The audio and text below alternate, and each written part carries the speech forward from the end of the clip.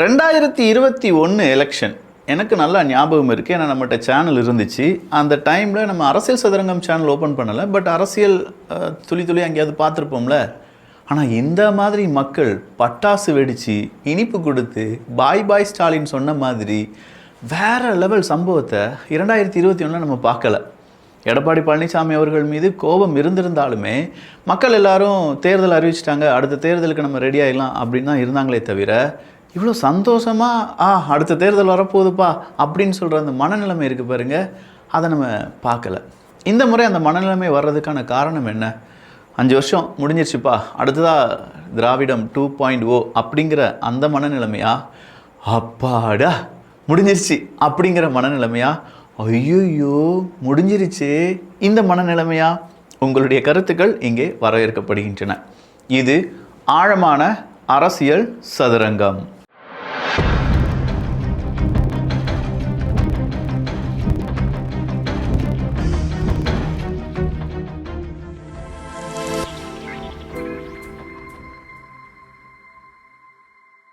Sir ரா Parthiban sir, இங்கே பேசுபவர்கள் எல்லாம் பேசட்டும், பேசாத என் வாய் மீண்டும் பேசட்டும் இப்படின்னு சொல்லி கவிதை எல்லாம் பேசி கடைசியாக நாயுடு அப்படின்னு சொல்லி ஏதோ ஒன்று சொன்னீங்களே சார் அந்த ஸ்டேஜில் ஏறி, அது ஏன் சார்?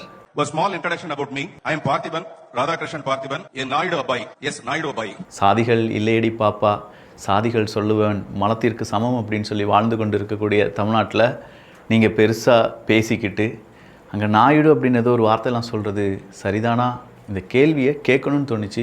ஏன்னா உங்களை பார்த்து 4 பேர் ஏன் சாதி இதுதான் அப்படின்னு சொல்ல, இன்னும் 4 பேர் ஏன் சாதி இதுதான் அப்படின்னு சொல்ல, ஏன்டா இந்த மானங்கெட்ட பொழப்பு அப்படின்னு சொல்லி நீங்கள் நினச்சிடக்கூடாது பார்த்தீங்களா? அதனால் மட்டும்தான் எவன் சாதி சொன்னாலும் நாங்கள் இப்படி தான் கேட்போம், சாதி மலத்துக்கு சமம். அடுத்ததா ஆதவர்ஜினாவுக்கு எல்லாம் சுற்று போட்டிருக்காங்க. யாருன்னு பார்த்தா என்டிஏ.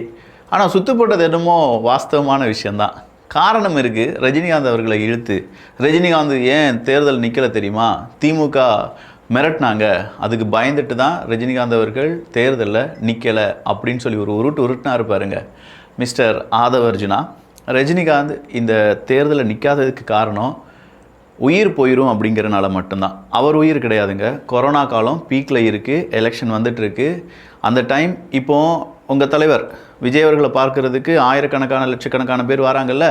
விஜய் அவர்களை பார்க்கறதுக்கு எத்தனை பேர் வராங்கன்னா, சூப்பர் ஸ்டார் ரஜினிகாந்த் அவர்களை பார்க்கறதுக்கு எத்தனை பேர் வந்திருப்பாங்க? சிம்பிளாக ஒரு கணக்கு மட்டும் போட்டு பாருங்களேன். கரூர் மாதிரியான எத்தனையோ இடங்களுக்கு ரஜினிகாந்த் அவர்களும் போயிருந்தார்னா ஏகப்பட்ட கூட்டம் வந்திருக்குமா வந்திருக்காதா? கொரோனா காலத்தில் நாமெல்லாம் எப்படி வாழ்ந்துட்டு இருந்தோம்? சமூக இடைவெளி, சமூக நீதி வேறங்க, சமூக இடைவெளி விட்டு நில்லுங்க, மாஸ்க் போடுங்க, பரவும், நிறைய வேரியண்ட் வந்துட்டுருக்கு. இதெல்லாம் ஞாபகத்துக்கு இருக்கா மிஸ்டர் ஆதவர்ஜுனா அப்படின்னு சொல்லி கேட்குறாங்க. ஆதவர்ஜுனா இதெல்லாம் மறந்துடக்கூடாது பார்த்தீங்களா? அப்படிப்பட்ட ரஜினிகாந்த் அவர்களுக்கு அது முக்கியமான இடமாகவும் இருந்தது. அந்த தேர்தல், அந்த கேப் சிஸ்டம் சரியில்லைன்னு சொல்லிட்டாரு. ஆனால் அவர் நல்லா, அவருக்கும் நிறைய நோய் வாய்ப்பட்டு அவர் திரும்பி வந்த காலம், அவர் உயிர் போயிடும் அப்படிங்கிறத விட என்னை பார்க்குறதுக்கு 1000 பேர் வருவான், 10,000 பேர் வருவாங்க, அவங்களெல்லாம் நான் இந்த கிருமிக்கு, இந்த வைரஸுக்கு இதாக இந்த வச்சுக்கோ அப்படின்னு சொல்லி உங்களை உயிரை அவ்வளோ துச்சமாக மதிச்சனால எலெக்ஷனில் நிற்க முடியாது.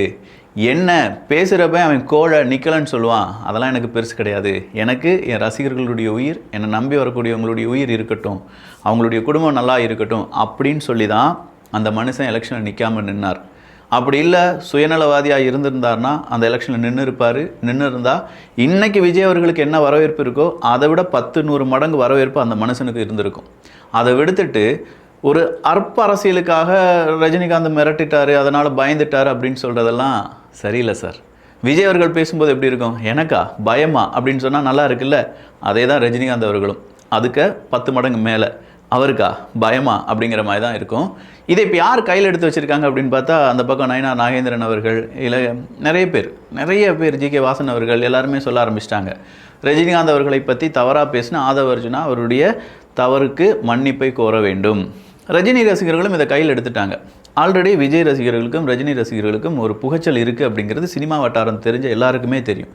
இந்த நேரத்தில் வாண்டடாக நீங்கள் ரஜினி ரசிகர்களை கடுப்பேற்றுற விதமாக இது வேணாம், எங்களுக்கு எதுக்கு ரஜினி ரசிகர்களுடைய ஓட்டு அப்படிங்கிற மாதிரி தான் உங்களுடைய பேச்சு இருந்துச்சு. நீங்கள் திமுகவினுடைய ஸ்லீப்பர் செல் தானா தாவேக்காக்குள்ள நிறைய விஷயங்கள் அப்படி இப்படி மாற்றுறதுக்கு? இல்லை உண்மையிலேயே தாவேக்காக்கு நல்லது செய்கிறீங்க அப்படின்னா இந்த வார்த்தைகள் நீங்கள் பயன்படுத்தாமல் விட்டுருக்கலாம். இந்த வார்த்தைகளை ஏன் பயன்படுத்தினீங்க அப்படிங்கிறதுக்கான விளக்கத்தை அடுத்த கூட்டத்தில் கொடுத்தாலும் நல்லா தான் இருக்கும். நிறைய பேர் இதில் நெகட்டிவாக இம்பேக்டாக உங்கள் கட்சிக்கு வர்றதுக்கான வாய்ப்புகள் இருக்குது அப்படிங்கிறத உங்களுக்கு சொல்லி புரிய வைக்கணுங்கிறதுலாம் இல்லை. தாவேக்காவினுடைய நிர்வாகிகள் இதை பார்க்கும்போது நீங்களே கொஞ்சம் யோசிச்சு பாருங்கள். அவருக்கு இருக்கக்கூடிய பவர், இவருக்கு இருக்கக்கூடிய பவர். ஒரு கூட்டம் வருது, இவர் வெளியில் வந்தால் ஒரு கூட்டம், அவ்வளோ கூட்டம் வந்துடும், அதை எப்படி மக்கள் பார்க்க முடியும், காவல்துறை எப்படி அவங்களுக்கு சரியான ஒரு சப்போர்ட் கொடுக்க முடியும் அப்படின்னு நம்ம கேட்டுட்ருக்கோம். அதே தான் அந்த இடத்துல 100 மடங்கு கூட்டம் வருது அப்படின்னா அந்த கொரோனா காலத்தில் எப்படி இருந்திருக்கும்? அதனால் உயிர் பலிகள் வந்திருந்தால் இன்றைக்கி கரூரில் வந்த அந்த இன்சிடெண்ட்டையே திருப்பி குத்தி காண்பிக்கக்கூடிய இந்த செய்தி ஊடகங்களும் அரசியல் கட்சிகளும் அன்னைக்கு பெரிய மாதம் நிறைய பேருக்கு கொரோனா வந்து ஒருவேளை ஏதாவது ஒன்று நடந்துருந்துச்சுன்னா அந்த மனுஷனை எப்படி குத்தி காண்பிச்சிருப்பாங்க? இதை மட்டும் யோசிச்சுட்டு உங்களுடைய கருத்துக்களை நீங்கள் இங்கே பதிவு பண்ணலாம். அடுத்ததா, சேலம் கோரிமேடு அருகே 66 வயது மூதாட்டிய கஞ்சா போதையில் இருந்த 2 பேர் பாலியல் தாக்குதலுக்கு உள்ளாக்கி இருக்கும் செய்தி மிகவும் அதிர்ச்சி அளிக்கிறது. திமுகவினுடைய 5 ஆண்டு கால ஆட்சியில் தமிழகம் முழுவதும் கஞ்சா புழக்கம் பெருகியுள்ளது. பள்ளி கல்லூரிகள் கூட கஞ்சா புழக்கத்தால் பாதிக்கப்பட்டுள்ளன. இதன் பின் விளைவுகள் மிகவும் அச்சமூட்டுகின்றன. நமது குழந்தைகள் எதிர்காலம் குறித்து பயம் ஏற்படுகிறது. எங்கெங்கு கஞ்சா விற்பனை நடைபெறுகிறது என்பது பள்ளி செல்லும் மாணவர்களுக்கு கூட தெரிகிறது. ஆனால் காவல்துறைக்கு தெரியவில்லை என்பதை ஏற்க முடியாது. கஞ்சா விற்பனையின் பின்னணியில் பெரும்பாலும் திமுகவினர் இருப்பதால் 5 ஆண்டுகளாக காவல்துறை எந்த நடவடிக்கையும் எடுக்காமல் கைகள் கட்டப்பட்டு இருந்ததை புரிந்து கொள்ள முடிகிறது. ஆனால் இதற்கு மேலும் காவல்துறை கடுமையான நடவடிக்கை எடுக்காமல் இருப்பது பொதுமக்களுக்கு செய்யும் துரோகம் அப்படின்னு சொல்லி அண்ணாமலை அவர்கள் ஒரு ட்வீட்டை போட்டிருக்கார். இது உண்மையான ட்வீட்டா அப்படின்னு நீங்கள் நினைக்கிறீங்கன்னா எஸ், இது உண்மையான ட்வீட் நான் நினைக்கிறேன். ஏன்னா கஞ்சா விற்பனை எங்கே நடக்குது அப்படிங்கிறது அங்கே இருக்கக்கூடிய சாதாரண மாணவர்களுக்கோ இல்லாட்டி அங்கே இருக்கக்கூடிய ஒரு வியாபாரிக்கோ அங்கே போகிற ஒரு நபருக்கோ தெரியும் போது நம்முடைய காவல்துறை அதிகாரிகளுக்கு தெரியவில்லை அப்படிங்கிறத நம்மளால் அக்செப்ட் பண்ண முடியாதுல்ல. பட் அவங்களுடைய கை கட்டப்பட்டு இருந்தது, அந்த கட்டு இப்போது அவிழ்க்கப்பட்டு இருக்கிறது அப்படிங்கிற ஒரு குரல் வெளியில் வந்திருக்கு. அந்த காவல்துறை அதிகாரிகள் இதை சரியாக பயன்படுத்தி கொள்வார்கள் அப்படின்னு சொல்லி நாமும் நம்புவோம். அதே மாதிரி தான் அந்த விளாத்திக்குளம் +2 மாணவி கொலை வழக்கு இன்னும் போஸ்ட்மார்ட்டம் ரிப்போர்ட் வரல. கரூரில் மட்டும் எப்படிங்க அந்த 40 பேருக்கு போஸ்ட்மார்ட்டம் ரிப்போர்ட்டை ஒரே இரவில் செஞ்சு கொடுத்தீங்க அப்படிங்கிற கேள்வியும் அண்ணாமலை அவர்களும் கேட்டிருக்கிறார். ஸோ திமுக என்னப்பா செய்கிறீங்க அப்படிங்கிற ஒரு கேள்வி இங்கே வந்து விழுகுது. திமுக போயிடுச்சுப்பா அப்படின்னு சொல்லி கொண்டாட்டம் இருக்குது பாருங்கள். சோஷியல் மீடியாவில் பாய் ஸ்டாலின்னு சொல்லி அடிச்சு பாருங்களேன், அம்புட்டு வீடியோ எடுத்து வைரலாக்கி விட்டுருக்காங்க. நிறைய இடத்துல நீங்கள் யாருக்கு ஓட்டு போடுறீங்க அப்படின்னு சொல்லும்போதெல்லாம் நிறைய பேர் திமுகவினுடைய பெயர் 10ல் ஒரு முறை 5ல் ஒரு முறை மட்டும்தான் வருது. ஸோ திமுக இந்த 38 தினங்கள் ரொம்ப தீயாக வேலை பார்க்கணும் அப்படிங்கிறது மட்டும் நல்லா தெரியுது. ஆனால் நான் என்ன கேட்குறேன், வெறும் 38 தினங்கள் மட்டும்தான் இருக்குது. சொல்லப்போனால் சாலிடாக ஒரு 30 days இருக்குன்னு வச்சுக்கோங்களேன். இன்னும் பிரச்சாரத்தை நீங்கள் ஆரம்பிக்கலை. இன்னும் தொகுதி பங்கீடு, ஒவ்வொரு தொகுதியிலும் யார் நிற்க போகிறாங்க அப்படிங்கிறத சொல்லலை. அதிகமாக செலவுகள் செய்ய மாட்டேங்கிங்க. பயம் வந்துருச்சா? மக்கள் முன்னாடி போக முடியாதுங்கிற மாதிரி ஆயிடுச்சா? இல்லை போனாலும் போகலைனாலும் வெற்றி எமதே, திராவிடம் 2.0, ஸ்டாலின் அவர்கள் தான் மீண்டும் ஆட்சி அமைக்கப் போகிறார், மறுபடியும் ஸ்டாலின் வெல்லட்டும் 200 அப்படின்னு சொல்லி அதே மாதிரியே இருக்க போகிறீங்களா? இல்லை என்ன நடந்தாலும் பரவாயில்லப்பா நாங்கள் அக்செப்ட் பண்ணிக்கிறோம் அப்படின்னு சொல்லி நிற்க போகிறீங்களா?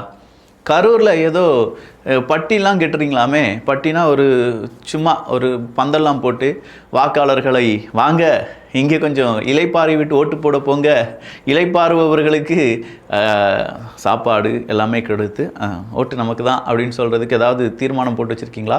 கரூரில் இப்படி ஒரு இன்சிடென்ட் நடந்துட்டுருக்கு அப்படின்னு சொல்லி அதிமுகவினுடைய இன்பதுரை அவர்கள் உட்பட பிஜேபியை சார்ந்த எல்லாருமே இதை ஒரு குற்றச்சாட்டாக சுமத்தி கொண்டிருக்கிறார்கள். ஈவன் நிறைய பேர் அதை தேர்தல் கமிஷனுக்கே புகைப்படமாக எடுத்து கொடுத்துருக்காங்க. ஆனால் தேர்தல் கமிஷன் என்ன சொல்கிறாங்கன்னா, அது எப்படிங்க பட்டா நிலத்தில் அவங்க என்ன போட்டிருக்காங்க, பந்தல் போட்டிருக்காங்க. அப்படி பந்தல் போட்டிருக்கக்கூடிய நபர்களை நீங்கள் ஏன் பந்தல் போட்டிருக்கீங்க அப்படின்னு சொல்லி கேட்கலாமா? அது முடியாதுங்க, சட்டத்தின் முன்னாடி அப்படி ஒரு விஷயம் இல்லை அப்படின்னு சொல்லிட்டாங்களாம்.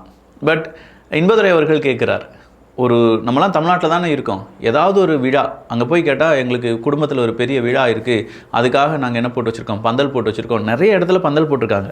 அப்போ இந்த பந்தல் போட்டு வச்சுருக்குது 40 தினங்கள் எந்த விழாங்க இருக்க போகுது அப்படின்னு சொல்லி அவர் கேட்குறார். அப்போவே தெரிஞ்சிருச்சுல என்ன மாதிரி தில்லாலங்கடி வேலைலாம் இங்கே நடந்துகிட்ருக்கு அப்படின்னு சொல்லி. நிறைய பேர் காசு கொடுக்க ஆரம்பிச்சிருக்காங்க, நிறைய பேர் பரிசு பொருட்களை கொடுக்க ஆரம்பிச்சிருக்காங்க.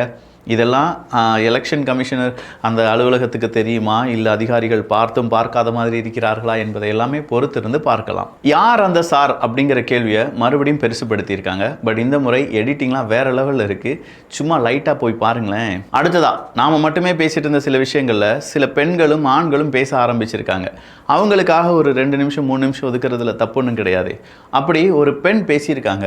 அந்த பெண் பேசியிருக்கிறது உண்மையா இல்லையா அப்படிங்கிறதும் உங்களுடைய கருத்துக்களாக இங்கே வரவேற்கப்படுகின்றன. ஒரு தம்பி பேசின வீடியோ ரொம்ப வைரல், வேற லெவலில் பேசிவிட்டாப்புல. அந்த தம்பி என்ன பேசியிருக்காப்புல அப்படிங்கிறதும் நாமெல்லாம் தெரிந்து கொள்ள வேண்டியது தான். அந்த தம்பி மாதிரியான அந்த புரிதல், அது நான் ஒரு கட்சிக்காக அவர் பேசுகிறாருன்னு இல்லை, மாணவர்களையும் குழந்தைகளையும் அரசியல் புரிதலை இங்கே ஏற்படுத்தியிருக்கிறது, அரசியலை கண்காணித்து கொண்டிருக்கிறார்கள் அப்படிங்கிறதுக்கான சிறந்த உதாரணம் தான் நான் காண்பிக்கக்கூடிய அந்த வீடியோ. 5000 போட்டாங்கன்னா 3000 2000 எதுக்கு போடுறாரு? அந்த எலெக்ஷனுக்காக தான் போடுறாரு டிஎம்கே. உதகையில் அரசு மருத்துவக் கல்லூரி மருத்துவமனை மாணவிக்கு பாலியல் தொல்லை கொடுத்த அரசு மருத்துவர். தமிழ்நாடு போதைப் புழக்கத்தை அதிகரித்து பெண்களுக்கு எதிரான வன்புணர்வுகளை அதிகரித்த திமுக ஆட்சிக்கு முடிவு கட்டுவோம் அப்படின்னு சொல்லி அதிமுகலாம் ஏகப்பட்ட கருத்துக்களை பகிர்ந்து வருகிறார்கள். ஏன்னா இன்னைக்கு ஒரு பாலியல் வன்புணர்வு வழக்கு பதிவு செய்யப்பட்டிருக்கிறது. டிஎம்கே நிர்வாகி வார்னிங், விஜய்க்கு ஓட்டு போடாதீங்க, மீறினாள் அப்படின்னு சொல்லி அங்கே இருக்கக்கூடிய ஏழை மக்களை, என்ன விஜய்க்கு ஓட்டு போட போறியா அப்படின்னு சொல்லி, அவங்க யாருக்கு வேணாலும் ஓட்டு போட்டோம். விஜய்க்கு ஓட்டு போடட்டும், அண்ணாமலைக்கு ஓட்டு போடட்டும், சீமானவர்களுக்கு ஓட்டு போடட்டும், இல்லை அந்த பக்கமாக இருக்கக்கூடிய டிடிவி தினகரன் அவர்களுக்கு ஓட்டு போடட்டும், நைனா நாகேந்திரன் அவர்களுக்கு ஓட்டு போடட்டும், எடப்பாடி பழனிசாமி அவர்களுக்கு ஓட்டு போடட்டும், பொன்முடி அவர்களுக்கு ஓட்டு போடட்டும், யாருக்கு வேணாலும் ஓட்டு போடட்டுமே. அதை மிரட்டி சொல்கிறதுக்கு யாருப்பா இவங்கெல்லாம் அப்படிங்கிற மாதிரி இருக்குல்ல. எவனாவது மிரட்டினான்னு வச்சுக்கோங்களேன், டேய் ஏன் ஓட்டு ஏன் உரிமை, நான் பார்த்துக்கிறேன்ப்பா, உன் வேலையை பாருப்பா அப்படின்னு சொல்லிட்டு விட்டுருங்க. அம்பட்டு தான். இந்த எலெக்ஷன் ரொம்ப சூப்பரான எலெக்ஷனாக இருக்க போகுது. ஏன்னா ஆளும் கட்சியும் எதிர்கட்சியும் கொஞ்சம் பம்மிக்கிட்டு தான் இருக்காங்க. மீதம் இருக்கும் கட்சிகள் அவங்களுடைய வேலையெல்லாம் ஆரம்பிச்சிட்டாங்க அப்படின்னு தோணுது. 38 தினங்கள் கவுண்டவுன் ஸ்டார்ட் ஆயிருச்சு. இந்த கவுண்டவுன் ஸ்டார்டிங்கில் அடுத்ததாக என்னென்ன நடக்க போகுது, எவ்வளோ புதிர்கள் அவிழப்போகின்றன, எவ்வளோ புதுமையான விஷயங்களை பார்க்க போகிறோம் அப்படிங்கிறதுலாம் வரும் காலம் நமக்கு வசந்த காலமாக மாறுவதற்கான மிக முக்கியமான செய்திகளை தரப்போகிறது. ஆனால் இப்போது நம்ம அரசியல் தான் படிச்சுட்டு இருக்கோம். புரிஞ்சிச்சா? இன்னும் நம்ம அரசியல் படித்து தெளியலை. நம்மளும் அரசியல் படித்து தெளிஞ்சாதான் நம்மளும் அரசியலுக்குள்ளே குதிக்க முடியும். இப்போ தான் ரா போட்டு சி போட்டுட்ருக்கோமா, ஏஎல் எப்பா இன்னும் எவ்வளோ படிக்க வேண்டியிருக்கு. அரசியல் படித்த நமக்கு நம்ம வீட்டில் குழந்தைகள் இருந்தாங்கன்னா அவங்களுக்கான செம்மையான காம்போ தான் கிட்ஸ் பெஸ்டி அறிமுகம் பண்ணுது. ஒரு கிறிஸ்டல் லேம்பு, நைட் லேம்பாக வச்சுக்கிறதுக்கும் ஷோபீஸாக வச்சுக்கிறதுக்கும் சூப்பரான ஒரு ஐட்டம் தான் இந்த கிறிஸ்டல் லேம்ப். இது ஒன்று உங்களுக்கு கிடைச்சிடும். இது இல்லாமல் 2.0 மில்லிமீட்டர் இருக்கக்கூடிய டிப் பென்சில் ஒன்றும், அன்லிமிட்டெட் பென்சில் ஒன்று உங்களுக்கு கிடைச்சிரும். அடுத்ததாக ஒரு செட் ஆஃப் இரேசர்ஸ், இது செம்ம வர்த்தியாக இருக்கும். இந்த இரேசர் செட்டு கம்ப்ளீட்டாக உங்களுக்கு ஒன்று கிடைச்சிரும் ஒரு பாக்ஸாக. Next one big size stickers அப்படிங்கிறது ஒரு ரோல் கிடைச்சிரும். ரொம்ப ரொம்ப ரொம்ப இம்பார்ட்டன்ட். நம்ம வீட்டு குழந்தைகள் டிராயிங்லாம் படிப்பாங்க, நல்ல படம் வரைகிறதுக்கான ஒரு ரைட்டிங் பேட் வேணும்னா அவங்களுடைய ஹேண்ட் ஐ கோஆர்டினேஷனுக்கு தேவையான இந்த எல்சிடி ரைட்டிங் டேப்லெட் அப்படிங்கிறது. இதுக்குள்ளே 5லேருந்து 6 கார்ட்ஸ் இருக்கும். ஏபிசிடி படிக்கிறதா இருக்கட்டும், டிராயிங் படிக்கிறதா இருக்கட்டும், பசில்ஸாக இருக்கட்டும், இது எல்லாம் சேர்ந்து இருக்கக்கூடிய இந்த ரைட்டிங் எல்சிடி டிராயிங் பேட் அப்படிங்கிறது கிடைச்சிரும். கடைசியாக நம்ம வீட்டு குழந்தைங்களுக்கு சேவிங்ஸ்னால் என்ன, அதை ஒரு டாக் அந்த ₹1 காயின் எடுத்துகிட்டு போகிற அந்த சூப்பரான கீ கொடுக்கக்கூடிய பப்பி ஹவுஸ் அப்படிங்கிற இந்த மணி பேங்கும் கிடைச்சிரும். இது எல்லாம் சேர்த்து 549 தான். டோட்டலாக எல்லா ஐட்டத்துக்கும் சேர்த்து 549 தான். வேணுங்கிறவங்களுக்கான லிங்க் கீழே டிஸ்கிரிப்ஷனில் இருக்குது, வாங்கிக்கோங்க. Kids bestie, a friend in every toy. நல்லதை பகிர்ந்து நல்ல சமுதாயத்தை உருவாக்குவோம். நன்றி, வணக்கம்.